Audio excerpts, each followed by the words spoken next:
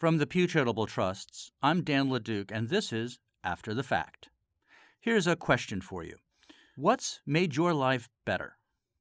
As you think about that, let's make you think a little harder. What's the biggest improvement to life in America over the past 50 years? The Pew Research Center asked that open-ended question, and 42% of people answered technology. Technology even outranked peace, as in the end of wars. In fact, the next closest category of answers was health and medical advances, and only 14% of people mentioned that. Clearly, Americans like technology. That 42% is our data point for this episode. So to wrap up this year, we're going to look to the future and talk about the promise and the peril of technology.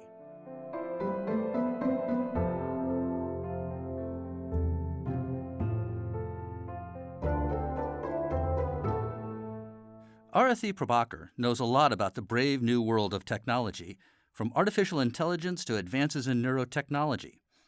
She's the former director of the Defense Advanced Research Projects Agency. You've probably heard of it by its acronym DARPA. It develops technology to enhance national security. She's a board member of the Pew Research Center, and after her government service, she's back working in Silicon Valley and joined us from Palo Alto, California. Arati, thanks for being with us. It's great to be here. So we began by noting that 4 in 10 Americans are crediting technology with improving life most in the last 50 years. How do you see the changes going on in the world today in this broad range of digital information, the information revolution, how it's led to all sorts of changes in big data and artificial intelligence? Where are we as a society these days with all of these changes coming at us? Those are some of the big visible changes that are happening around us today. And I think they're so pervasive. They affect so many different parts of our lives, our work lives, the way we interact even among ourselves as families and societies, our personal lives, entertainment. So I think it's very easy to see lots of changes happening simultaneously. But I would add, today when we say technology, we often just think information technology, but of course technology continues to advance in many other domains as well. And often it's because we can leverage information technology to make advances, for example, in areas like biology that are now, I think, moving in some extremely interesting new directions as well.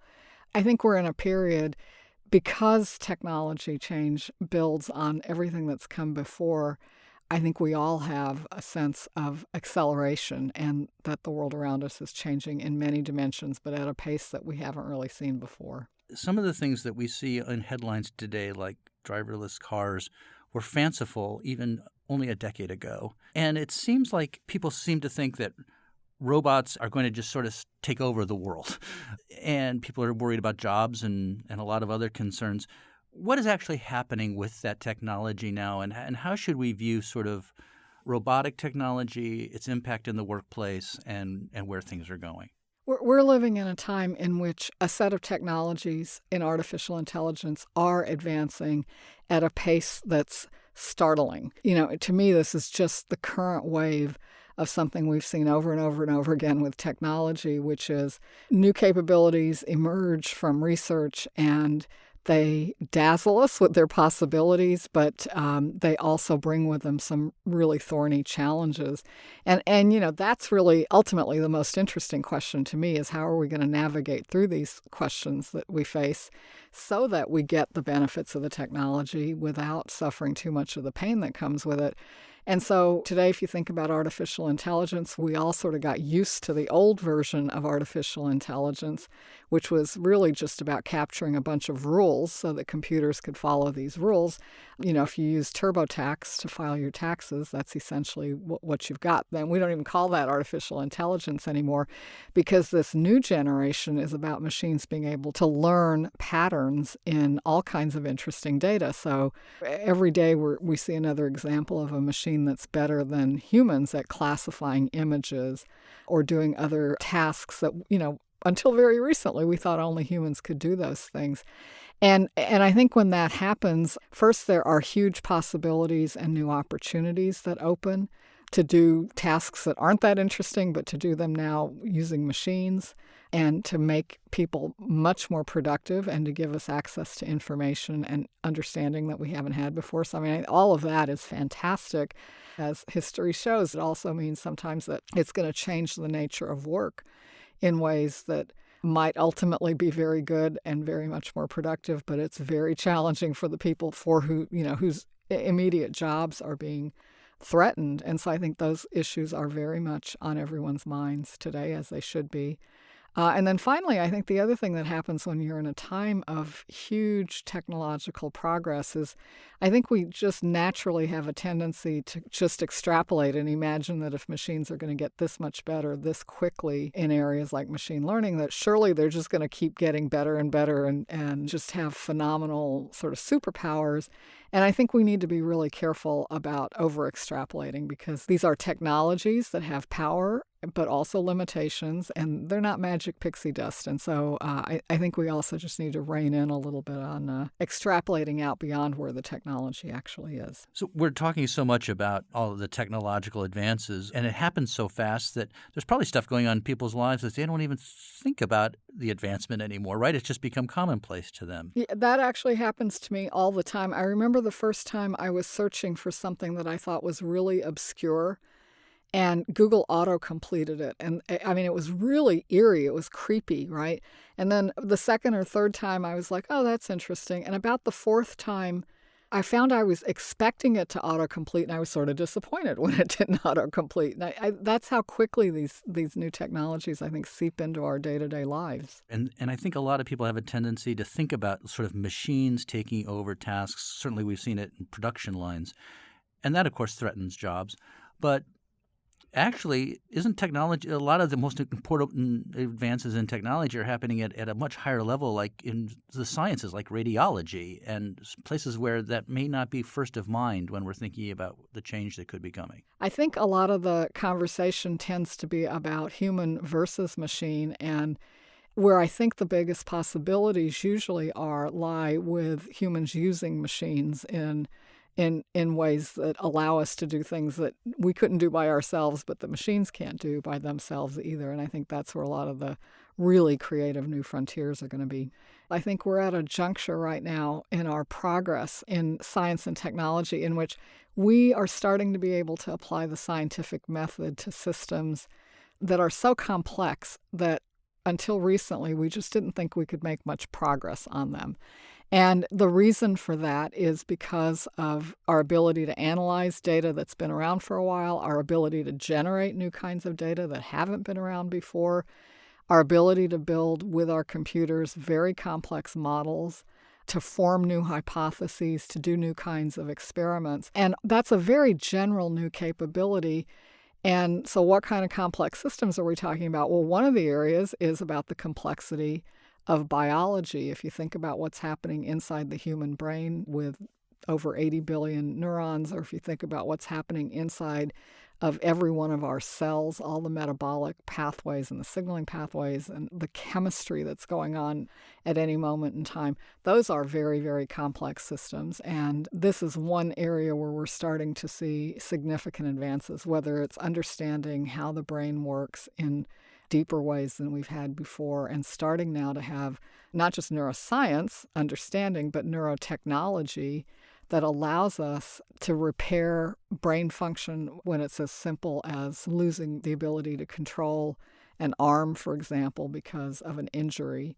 In recent years, we've seen research in which individuals have had small implants placed on their brains, on their motor cortex and on their sensory cortex, and amazingly now we can pick up those tiny electrical signals and in that moment translate what the brain is signaling and translate that into the instructions to drive a mechanical arm. And so what that means is that some of these early examples, individuals are able to think and simply with their thoughts move a mechanical arm.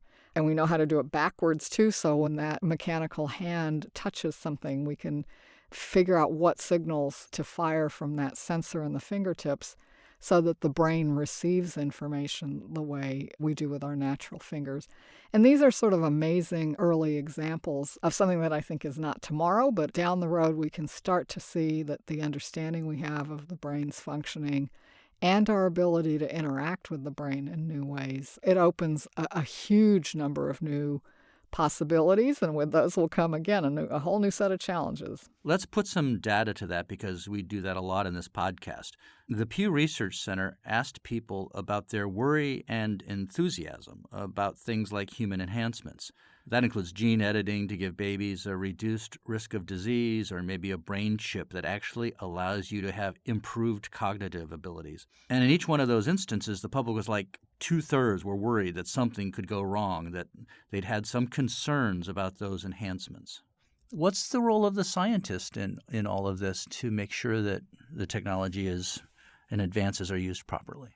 During my time as director of DARPA, we wrestled with these kinds of questions all the time because in that agency, of course, our mission was to pursue breakthrough technologies for national security. Biology was an area that often presented us with these kinds of confounding questions about the same technologies that would help a wounded warrior be able to use a prosthetic limb with near natural control by just thinking about it. That is the same technology that can open the door to things that are not just the restoration of function, but enhancing function. And quite routinely, we were asking ourselves, well, what is the best direction for the next research program?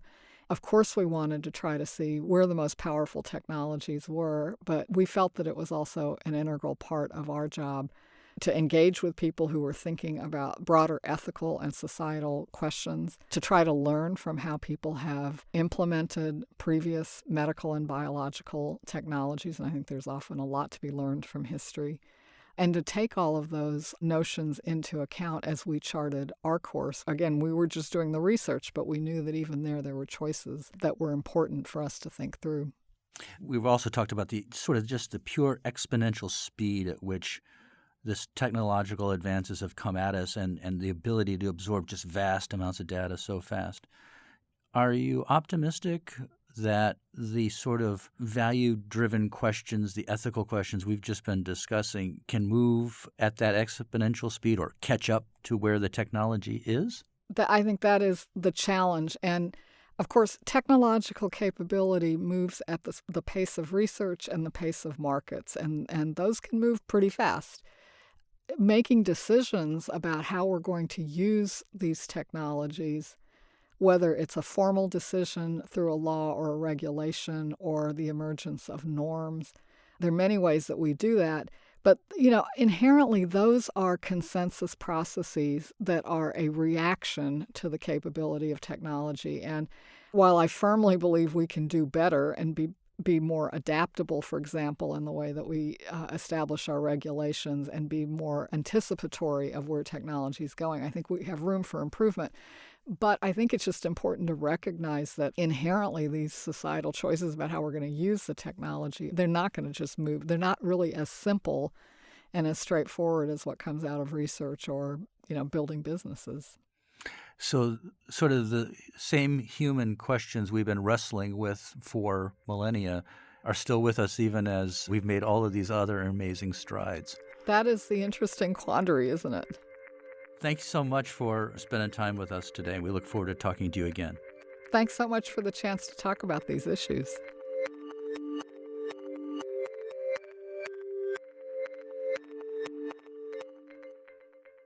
You can read the Pew Research Center's survey on what Americans believe is the biggest improvement in their lives on our website, pewtrust.org/afterthefact.